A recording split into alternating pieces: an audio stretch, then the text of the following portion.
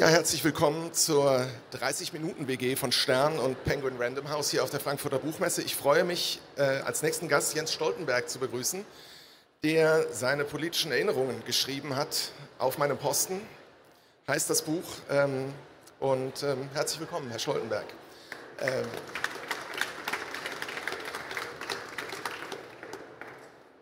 We will switch to English from here, and this talk will be live streamed on the website of Stern and NTV, and will be available later on as well. Jens Stoltenberg, of course, does hardly need an introduction. You have been Secretary General of NATO for 10 years, stepping down a year ago. You have the special distinction of having held several posts twice as well. Norwegian Prime Minister twice, first in 2000 and then later from 2005 to 2013. You are Finance Minister in Norway now, and you were Finance Minister in Norway, I think the first time about 30 years ago. And I'm not entirely sure how you count your NATO tenures. Is it 2 + 2? Is it 2.5? Yes. And Jens Stoltenberg, of course, is exploring new challenges as well. When we recently met in Oslo, he reconfirmed that he is indeed planning to come to Munich as the chair of the security conference, but still keeping us all in suspense as to at what date this will happen. Today it is Frankfurt, which viewed from Oslo, is close enough to the target in Munich. So welcome to Frankfurt, Mr. Stoltenberg. Thank you so much, and it's a great pleasure and honor to be here. And if I could just, thank you. I have read and I've heard a lot about book fair in Frankfurt, but I've never been there. And to be here, it's a much bigger and impressive event than I imagined. So I am honored to be here as something which is quite new for me, and that is to be an author. I've never been that before, but it's a great thing to actually launch and to talk about the book. So thank you. As you say, we're here to talk about the book, and we will come to the book in just a second.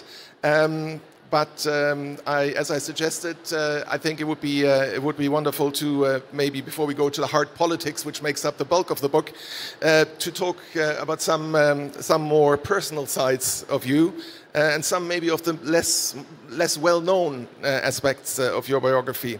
I tried to look up some of them preparing for this meeting, and one that I found noteworthy is that you said that you never intended to become a politician, actually. Back in the day, before you started your career in politics, or before Gro Harlem Brundtland started your career in politics, you had started a PhD in mathematics and were planning to continue on an academic career. With hindsight from today, was it a good choice to not do that? No, to be honest, I missed the kind of academic life I planned for. I was in youth politics as a young social democrat. Then I found out that politics for me was too much confrontations, too much black and white, and I wanted to do something real, something serious. So I left politics in the age of 28 and finalized my degrees in economics at the University of Oslo.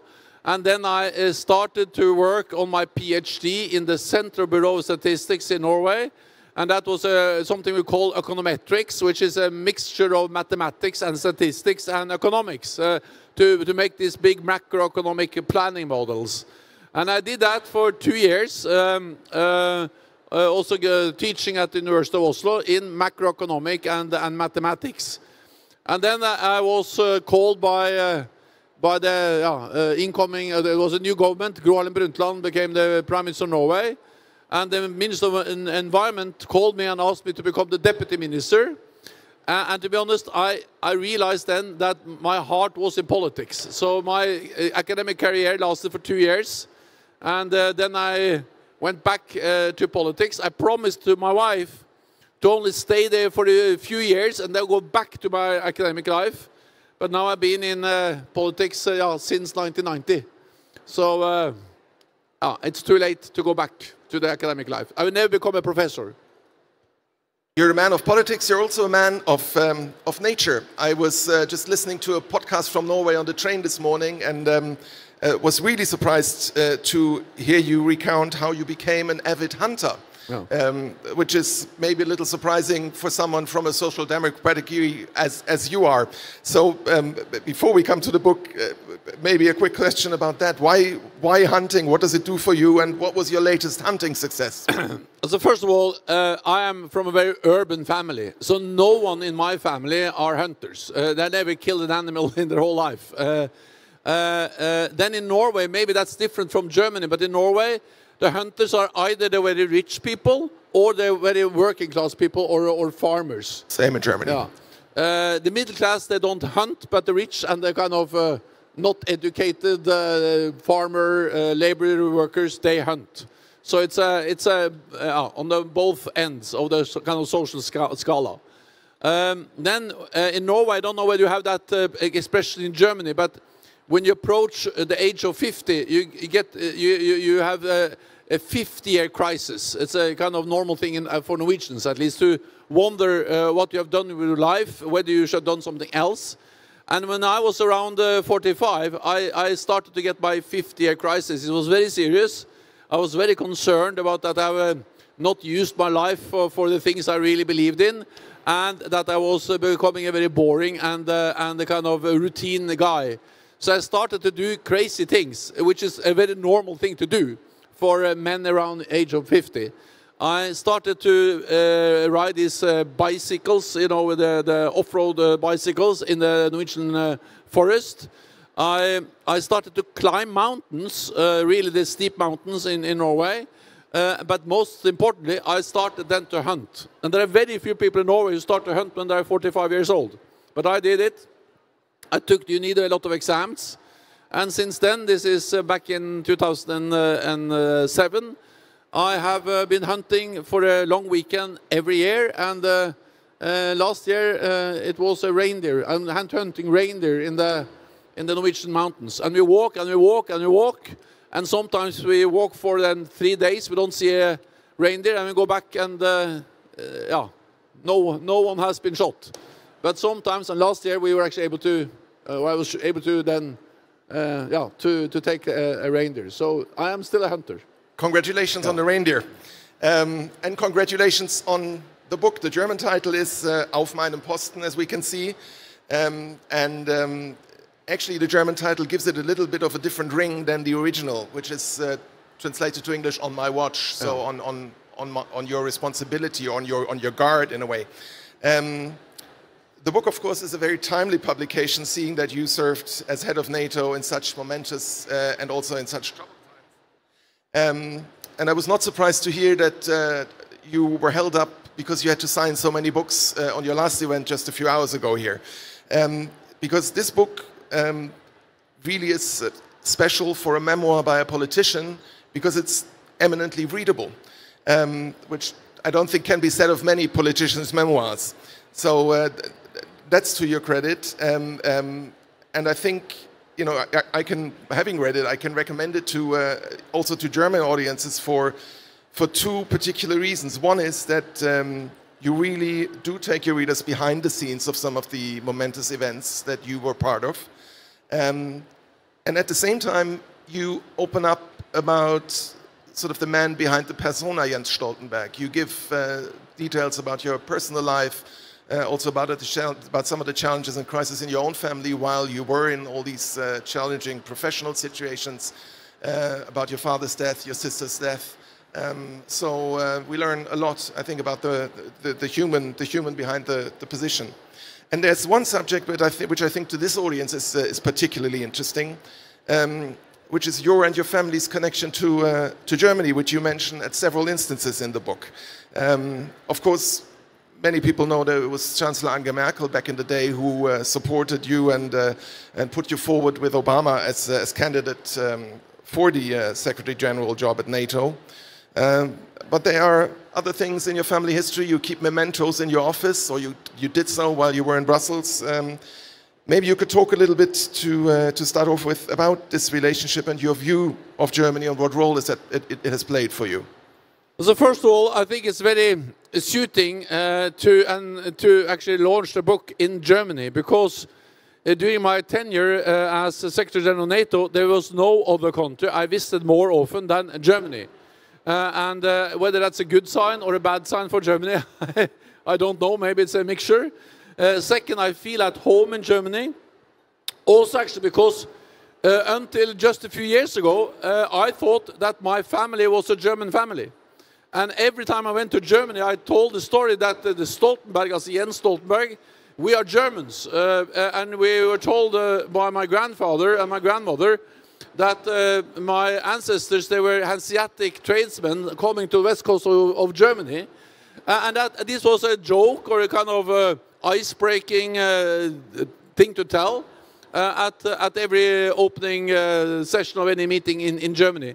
Then actually a Norwegian newspaper made an interview with my father, and they checked. And there's a big lie. My family name is Henriksen, which is a very boring, not very boring, but very normal Norwegian name. And the guy, my grandfather, he just wanted to change name, so he changed to Stoltenberg. So meaning there is no connection between the real Stoltenberg in Germany and my family, but I thought so until just a few years ago. But for that reason, I felt like a German. Even if it proved to be the wrong thing. Then I also feel that it's right to be here and to launch a book because, as you mentioned, the first international leader to approach me and to ask me whether I was going to consider to become Secretary General of NATO was Chancellor Merkel. When she asked me, I thought it was quite unlikely that this was going to happen. Then later on, President Barack Obama and Merkel conveyed the same message together, and then I realized that this was serious. So therefore, this is beginning of 2014, and then I did what I always do when I have difficult decisions to make. I went to my father, partly because he's my father, or was my father. He passed away in 2018, but partly because he has been a Norwegian Minister for Defense and Norwegian Minister for Foreign Affairs. And hardly any Norwegian has participated in more NATO meetings than Thorvald. And I write a lot about Thorvald in the book. And he said, no, you should not do that. I know you, he told me, and you get very easily bored. And in NATO, nothing happens, so you should not go there. That was his message in January 2014. Then, actually, this time, Thorvald was wrong. But the reality was that is that from 2014 to 2024, the years I served at NATO, they were the most turbulent years for NATO for decades. But we didn't know that in January 2014 because it started that spring. That was when Russia went in and annexed Crimea and went into Donbass later that year, and also the year where ISIS, the Islamic or Daesh, started to take control over Iraq and Syria. And since then, those 10 years became the most challenging, the most difficult years for NATO for many, many years. So for once he was wrong, and I felt it was very meaningful to.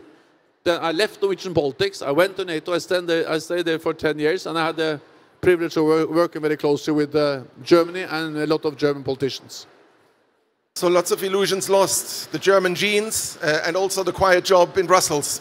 But Germany continued to loom large even after you took up your post as NATO Secretary General.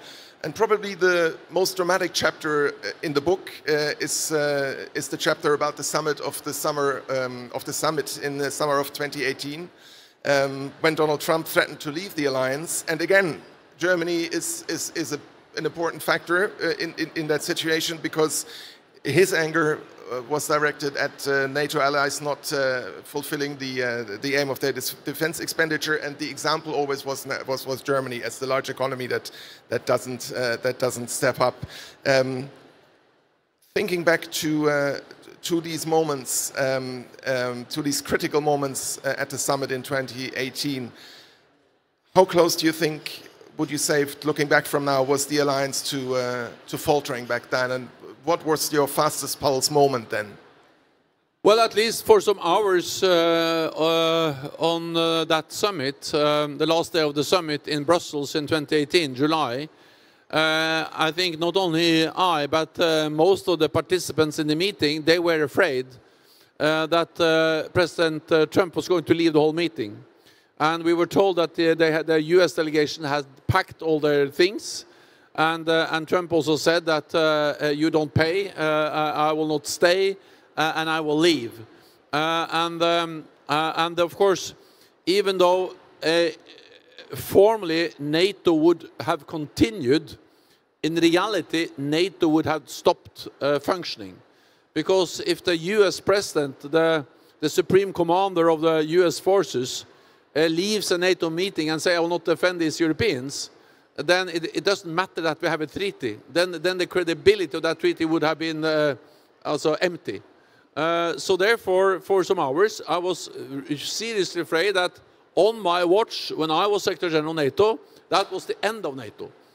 But then and this is described in detail in the book, we were able to find a compromise where Europeans promised to step up to spend more on defense quickly, and then Trump promised to continue to be committed to NATO, to Article 5, to our collective defense. So we felt at least that we were very close, and therefore I was very relieved.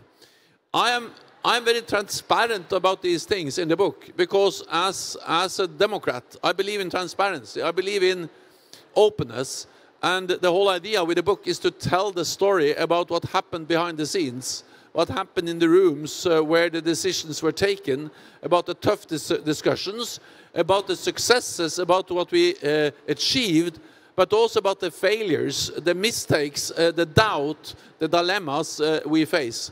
Because NATO is less streamlined than many people believe. NATO is, of course, 32 different nations with a lot of politicians, different views, discussions, and disagreements. But I believe that a democratic institution representing democratic open societies in the long run will be stronger and more trusted if we are open also about our weaknesses, instead of trying to disguise them and say that everything is perfect all the time, because everyone knows that's not the case. And I think also that, if I can just add one more thing, and that is that that part of the book in July 2018 is also where I'm able to leave the summit directly to Norway. And that's the last hours I get with my father before he passes away. And I've tried actually to share in the book not only about the big politics, the hard discussions and the big decisions on Afghanistan and Ukraine and the US and all the other things, but also to tell a story about how it is to be me, the personal thing. I mean, I'm a human being inside all this.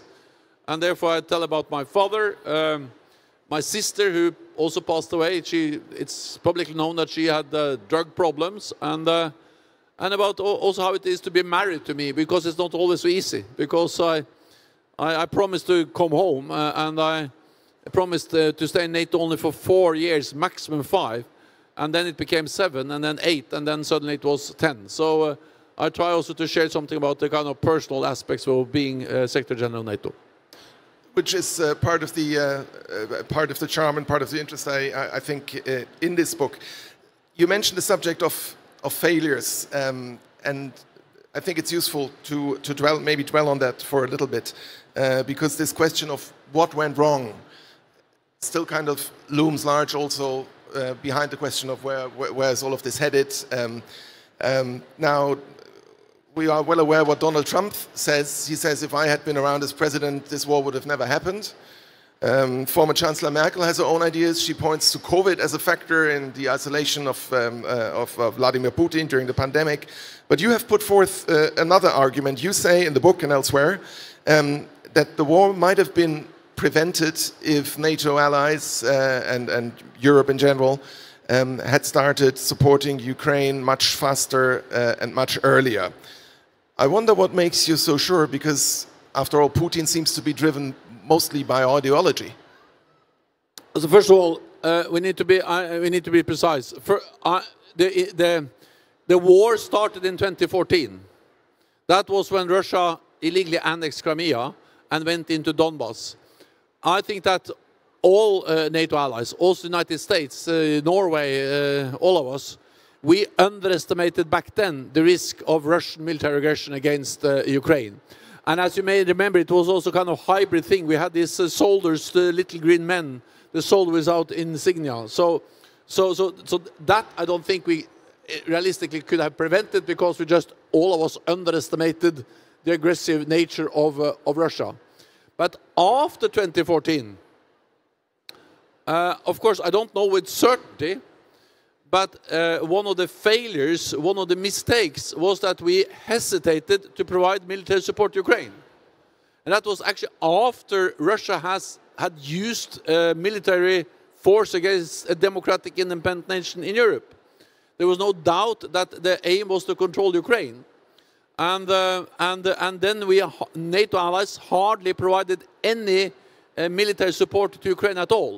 We provided some training, some equipment, but hardly any what we call lethal weapons, also artillery, drones, anti-tank weapons. There was a big discussion whether to provide the anti-tank weapons of the United States called javelins. And we provided a few of them, or the United States did. And I believe that if we have taken that much more seriously in 2014 and really armed the Ukrainians, at least we would have enabled the Ukrainians to defend themselves much better than they were able to do when the full-scale invasion happened on the 24th of February 2022. So Ukraine would have controlled much more territory today, Russia controlled less than they do.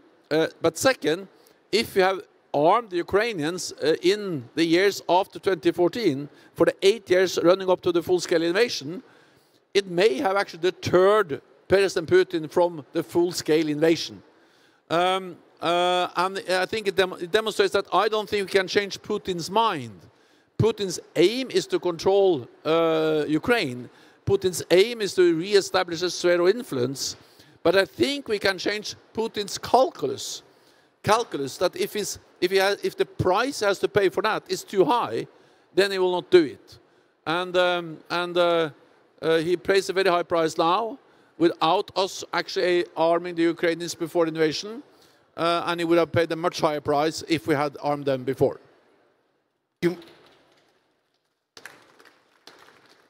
You mentioned 2014, and I'm wondering whether we need to go back even a year further to 2013.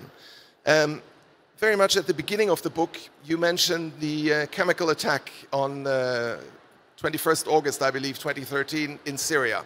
The Assad regime bombing with chemical weapons suburbs of its own capital, hundreds of dead and injured, and the President Assad at the time, he crossed an explicit red line from President Obama.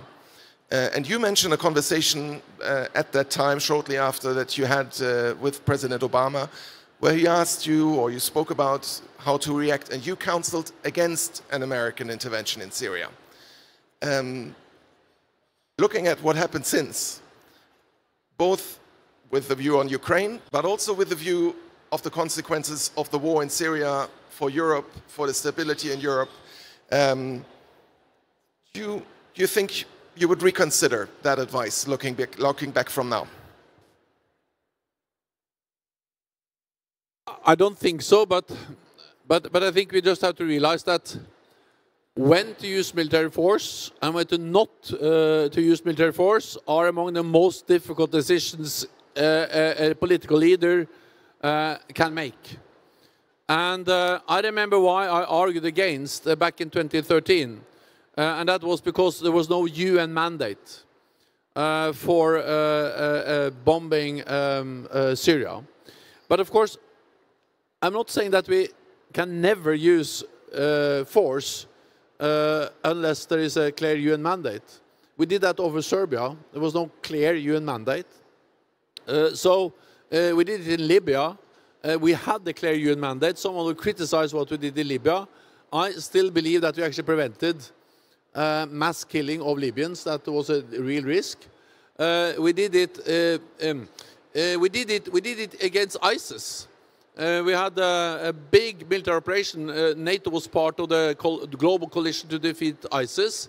And that use of military force against ISIS in Iraq and Syria proved to be necessary to defeat ISIS.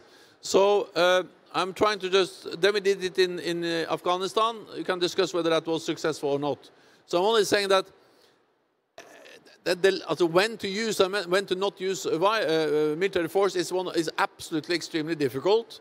The reason why I argued against in 2013 was the absence of a UN mandate. And the whole thing ended actually with an agreement that Syria agreed to actually hand over their chemical weapons. And it was in January 2014, the plan was that NATO and Russia should help to destroy those chemical weapons together. It demonstrates how close we were, and then suddenly everything changed that spring. Coming back to the present, the war is in its 4th year now, and Europe's societies still struggle to adapt to the new reality, and maybe none more so than Germany's. Whereas in Norway, you have had even TV series playing out the scenario of a Russian attack and a Moscow-installed puppet government in Oslo. Over here in Germany this week, politicians failed to agree on a gradual reintroduction of a very soft kind of a conscription based on a mix of voluntariness and a lottery system. In your book, I noted a quote which says, "A war has to be led based on organization and duty. A fight about life and death cannot be based on volunteers." If you look at the German debate with this in mind, from the outside as it were, are there any lessons that the Germans need to accept which they still haven't? So first of all, I will not give Germany any advice on whether to reintroduce conscription or not. In Norway, we had conscription also for decades, so that's part of. And I think there is a picture in the book of me as a soldier. I don't look very dangerous. You don't look very scary, no. No, but I have my gun, I have my uniform, but I'm 19 years old, and it looks like a boy which doesn't really understand why he's in the army. But I was there. And I trained, and I was in the infantry. But that was part of the conscription back in '79. What matters is that Germany delivers, as all other NATO allies, on the capabilities Germany has promised to NATO. So every NATO ally has promised so many battalions and brigades, so many planes, ships, also different capabilities. And as long as Germany delivers those capabilities we have agreed to help to protect each other, then it's not for me as a Norwegian politician or for me as a former Secretary General of NATO to tell you exactly how to deliver those capabilities, as long as you deliver those capabilities. So that's my way to not answer your question. Second, I believe that we all have to adjust, because at least my generation, we kind of grew up, we got used to a world where peace prevailed, where everything moved in the right direction. So after the end of the Cold War, when the Berlin Wall came down, Germany was united, the Warsaw Pact was dissolved, old enemies became friends. The Warsaw Pact, there were 8 members of the Warsaw Pact. 7 of the 8 Warsaw Pact members, they joined NATO. Poland, Slovakia, Hungary, all the other new members in the eastern part of Europe. Then the 8th member of the Warsaw Pact, the Soviet Union, doesn't exist anymore. And 3 of the Soviet republics are NATO allies. So NATO won the Cold War, not by fighting a hot war, but just by standing together, being united, and deterring Russia. And that gives me also the opportunity to say that the purpose of NATO, the purpose of strong defense, is not to wage war. It's not to fight the war. The purpose of NATO, strong defense, is to prevent war. Because as long as every potential adversary knows that we are together, we are strong, we will protect each other, there will be no military attack. So the success of NATO is not measured in the number of battles we win. The success of NATO is measured in the numbers of wars we prevent. And since NATO was established, there's been many wars and many conflicts that NATO allies have been part of, but no military attack on any NATO country, and that's the biggest success.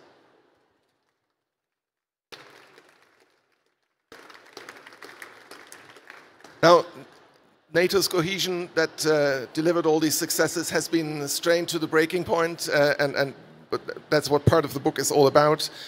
As we speak today in Frankfurt, on the other side of the Atlantic, the Ukrainian president is about to meet the US president.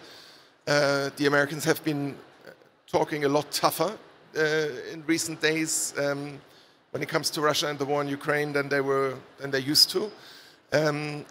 But then again, on touching down in the US, Zelenskyj found out that Donald Trump had just spoken for 2 hours to Vladimir Putin, and that they are about to arrange a meeting in Budapest, of all places, which has lots of bad echoes for Ukraine, because there in 1994 they agreed to give up their nuclear deterrent.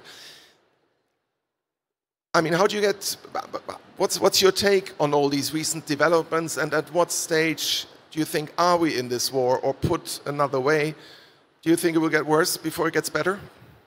So first of all, I think no one really knows with certainty how this will evolve in the coming months and the coming years. I think we have to start by admitting that we all underestimated the Ukrainians. Putin believed that he was going to take control of Ukraine within weeks and then Kiev within days. He totally underestimated the Ukrainians.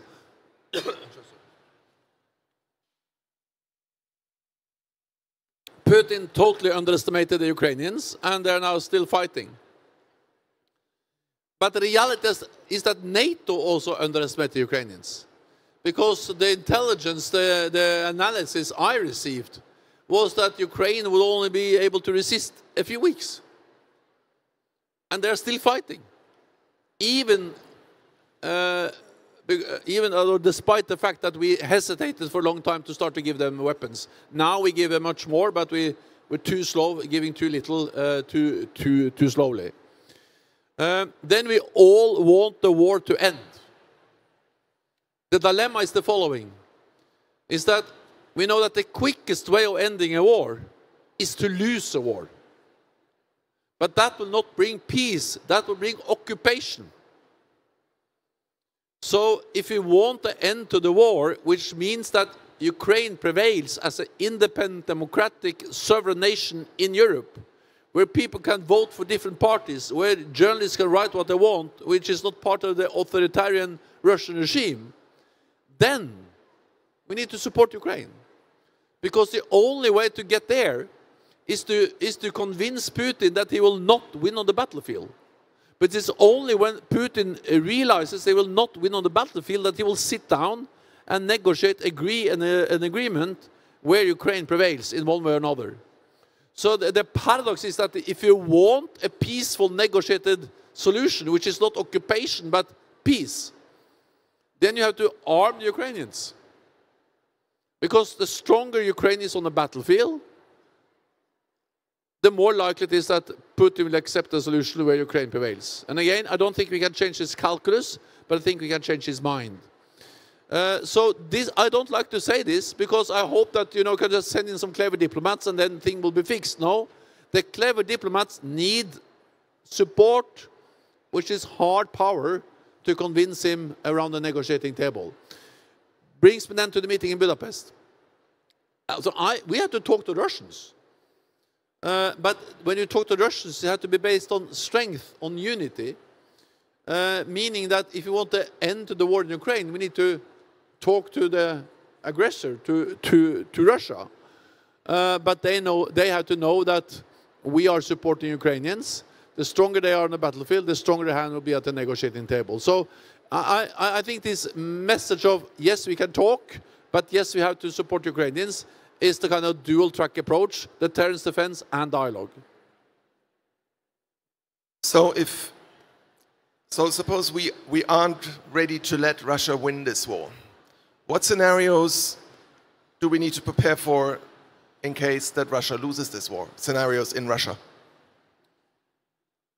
So first of all, this war is not about NATO or NATO allies or Ukraine wanting to change the regime in Moscow. Also, this is not us attacking Russia.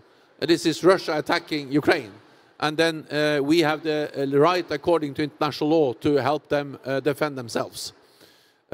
Second, I think we all have to be. Also, I'm almost always very careful predicting what will happen in the future, because we have made so many mistakes about that in the past.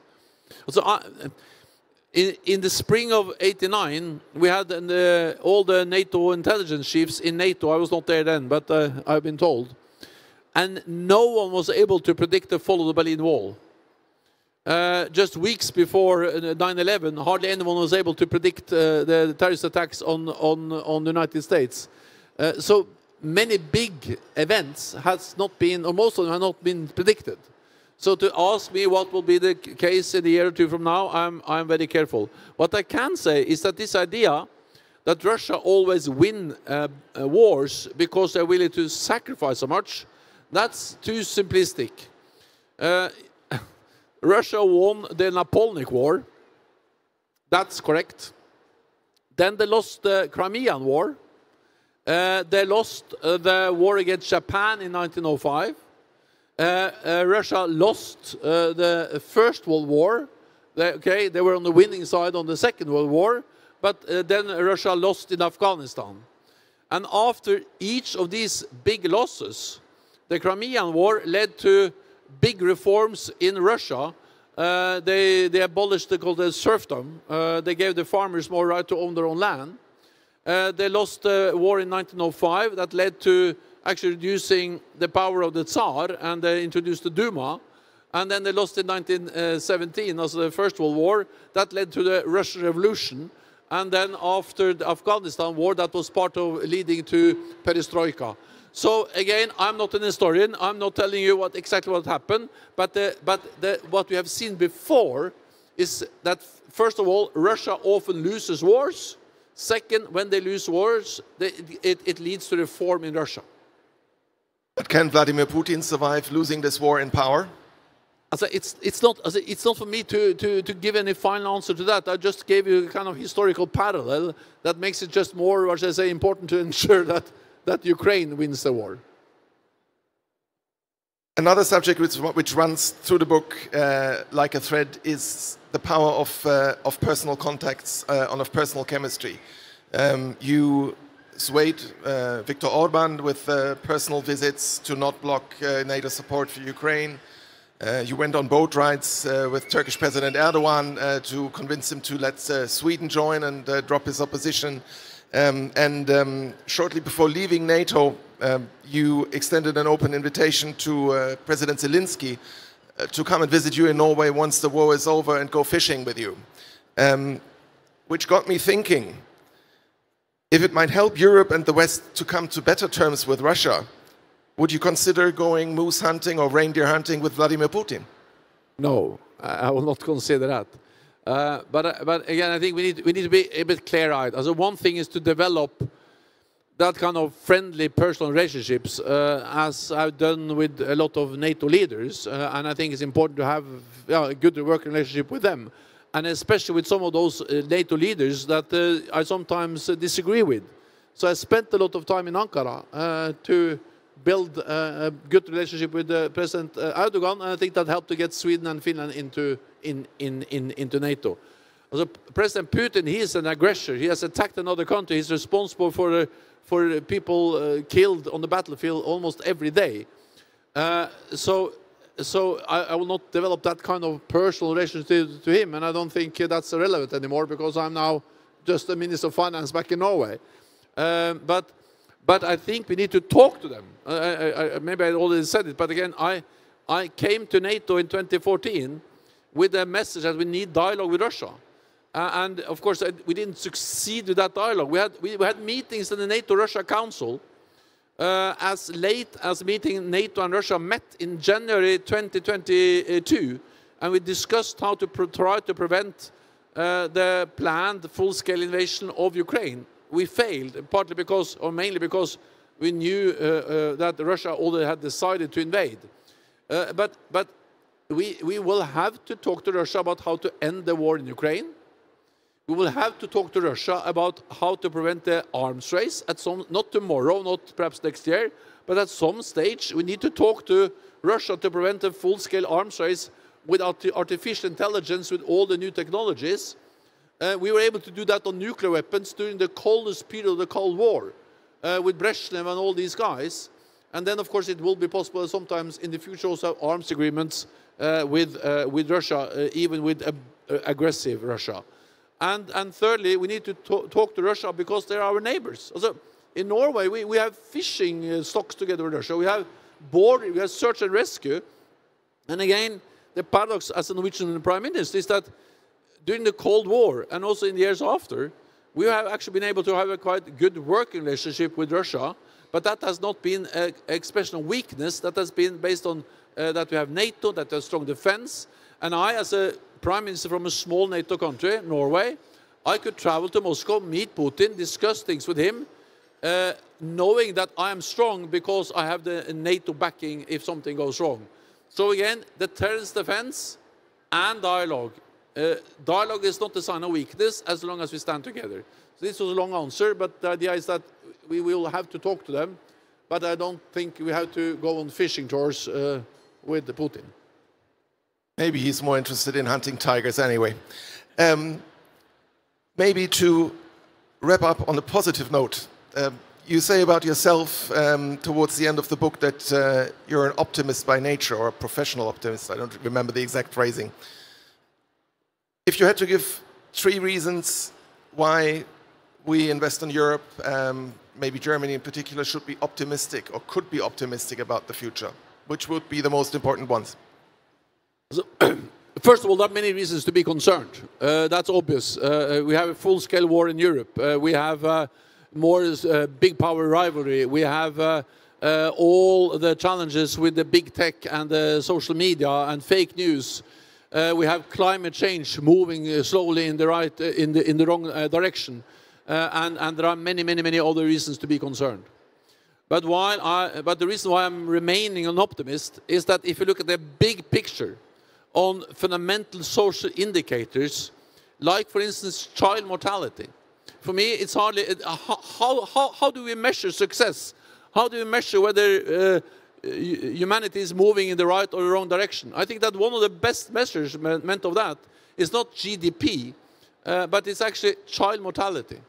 Because if people are able to ensure that their children survives, then there's hardly any stronger expression of some minimum social level of standard of living. And the reality is that we have been able to reduce child mortality globally with almost 3/4 since 1990. That's one of the millennia goals of the UN. It has been a success story, reducing child mortality. Life expectancy is going up, and never ever before in the history of mankind has more people lived a kind of decent life when it comes to social standards, and never before has so many people been able to read and write. So these fundamental socio-economic indicators, they are slowly moving in the right direction. And we should not forget that, despite all the problems. Second, I'm an optimist because I'm a politician. Because if you don't believe it's possible to change, then you can just sit down and watch the whole thing go in the wrong direction. I believe things can become better, and many things have become better, and we have a responsibility, whether the likelihood for success is 10% or 90%, to push in that direction. So that's just by conviction. I believe in progress. And the third reason is that my parents and my grandparents, they actually lived through 2 world wars. And they remained optimistic the whole life. So if they were optimistic in the last century, with all the horror, with all the fighting, with all the wars, then I think the least we can be in this century is to continue to be optimistic and to believe in a better world.